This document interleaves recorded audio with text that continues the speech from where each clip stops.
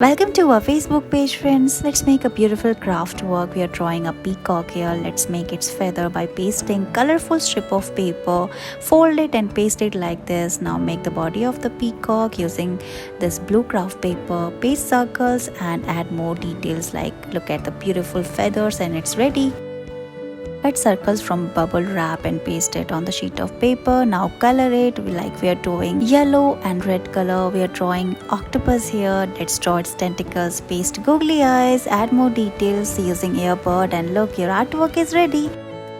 Let's make a beautiful drawing.